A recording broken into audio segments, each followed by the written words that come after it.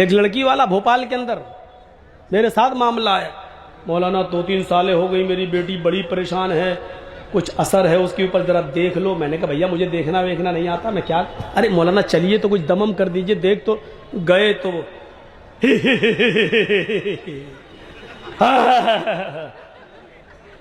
मैंने कहा यार ये तो बड़ी आंखें फाड़ रही है, कहीं कच्चा ना चबा जाए। क्या है, अपने बाप से कहती किसको लाया है, बड़े बड़े आ गए कुछ नहीं कर पाए, ये कल का लौंडा ये क्या करेगा।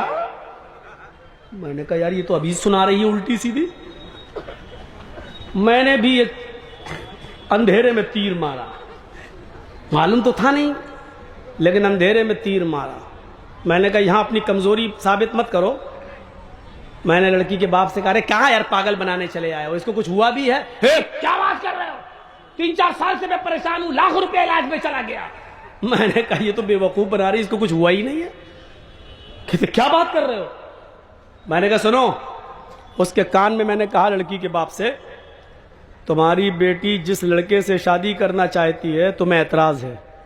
क्या बात कर रहे हो। मैंने कहा वो स्कूल में जाती थी, किसी लड़के से प्यार कर बैठी है। ये सब मैं ऐसे ही कह रहा हूं, मुझे खुद नहीं मालूम, अंधेरे में तीर चला रहा हूं मैं।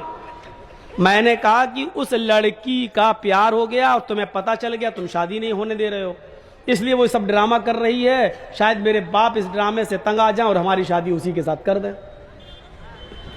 कि मौलाना ये बात तो सही है कि उसको किसी लड़के से प्यार हुआ है, लेकिन वो ऐसा क्यों करेगी। अब हमें कड़ी मिल गई, कड़ी ये मिल गई कि बाप ने इस बात को कबूल कर लिया कि हाँ किसी लड़के से प्यार हुआ है। मैंने कहा ये प्यार का मैटर है। मैंने कहा चलो जर्जीस, दिल में सोचा इसका इलाज करके देखो, बस एक अंधेरे में तीर। मैंने कहा अच्छा ठीक है, एक काम करो 1 किलो सरसों का तेल लाओ। वो लोग ले आए जल्दी से। मैंने उन्हीं के सामने कहा स्टोव जलाओ, स्टोव जला दिया। मैंने कहा कि इस तेल को कढ़ाई में गरम करो। वो गरम होने लगा, उबलने लगा, खोलने लगा। जब लड़की देख रही है हंसे, जब खूब खोल गया, उबल गया, तो मैंने लड़की के बाप से और उसके भाई से कहा कि दोनों भाई मिलकर इसके दोनों हाथ पकड़ लो, और लड़की के बाप से कहा कि तुम इसका सर मजबूती से पकड़ लो। बोले क्या करोगे। मैंने कहा मैं बताता हूं। मैंने कटोरी में ऐसे तेल लिया और मैंने आगे बढ़ा, खोलता हुआ तेल। कहने लगे क्या करोगे। मैंने कहा वो इस लड़की के कान में मैं डालूंगा ये तेल। बोले क्यों। मैंने कहा जो शैतान इसके अंदर घुसा हुआ है वो कान और आंख के रास्ते से अभी निकल के भागता, तुम देखिएगा। मैं इस लड़की के कान में डालता हूं ये तेल, खोलता हूं, पकड़ो कस के। जैसे हम लेके आगे बढ़े, हमने कहा पकड़ो पकड़ो। हमने कहा इस लड़की को कुछ नहीं होगा, वो जिन्नात भागेगा जो इसके अंदर है, पकड़ो। उन लोगों ने मजबूती से पकड़ा, और जैसे ही मैं करीब गया वो कहती ए मौलवी क्या कर रहा, मुझे कुछ नहीं हुआ, मुझे कुछ नहीं हुआ। अबे मेरे कान फाड़ेगा, मेरे पर्दे फाड़ेगा, अरे मुझे कुछ नहीं हुआ। मैंने कहा देखो ये तो कह रही कुछ नहीं हुआ। मैंने कहा बता कब से बेवकूफ बना रही है, अपने आप सब कह। मैंने जल्दी बता नहीं तो अभी 3 साल से। क्यों, हमारी शादी नहीं होने दे रहे हैं वहां। हमने देखा 3 साल से ड्रामा कर रही है, 3 साल से। बजाय इसके कि तुम अपने घरों में अपनी जवान बेटियों का इलाज कराने के लिए किसी मस्जिद के इमाम, तावीज गंडे, झाड़ फूक करने वाले को बुलाकर लाओ, उससे पहले ये तजर्बा करके भी देख लो, देखो कैसे भूत और पलीत उसके ऊपर से भागता है।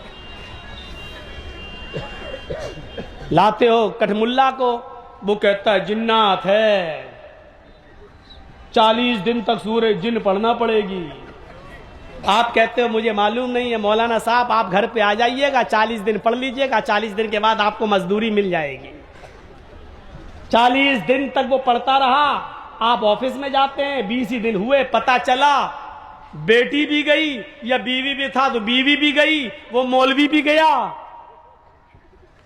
और बेटी या बीवी तिजोरी का ताला तोड़ के पैसा और सोना जेवर भी लेके भाग गई। दरवाजा किसने खोला। अपनी बेटी के पास बैठाकर सूरज जिन पढ़ने का दरवाजा कौन खोला। मौलवी था, कोई फरिश्ता तो था नहीं। क्यों, वो बहक नहीं सकता था। क्यों नहीं बहक सकता है, इंसानी तो है। दरवाजे तो तुम खोलते हो, दरवाजे तो हम खोलते हैं मौलवियों को घर में आना बेटियों के पास बिठाना, ट्यूशन पढ़वाना, जवान बच्चियों के साथ बिठा देना है। कब से वो वाकया नहीं सुना होगा आपने। ट्यूशन पढ़ाता था एक मौलवी बेचारा, 45 साल का 50 साल का, पढ़ाता था कुरान किसको, 18-20 साल की लड़की को। और धीरे धीरे वो लड़की खूबसूरत थी, मौलवी के दिल में आ गई।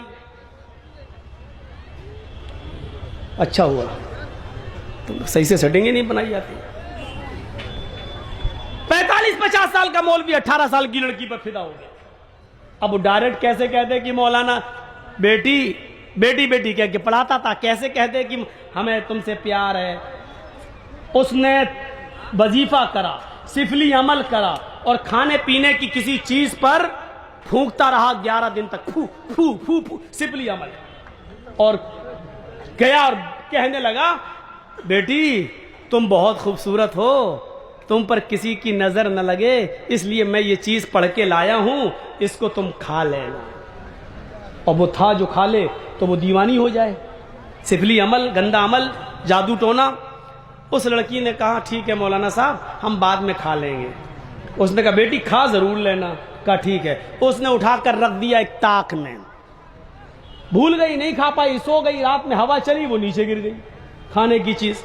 सुबह उठी, उस लड़की ने झाड़ू दी, वो खाने की चीज भी कूड़े के साथ बाहर चली गई। और बाहर चली गई तो उसको खा गई एक कुतिया। बजाय लड़की के वो खा गई कुतिया। अब बजाय लड़की के वो कुतिया मौलाना साहब पे आशिक हो गई। जहां मौलाना साहब वहां कुतिया, जहां मौलाना साहब वहां कुतिया, जहां मौलाना साहब कुतिया। मौलाना साहब नमाज पढ़ने जा रहे, कुतिया भी मस्जिद की तरफ जा रही। मौलाना कहते कौन सी मुसीबत में फंस गए।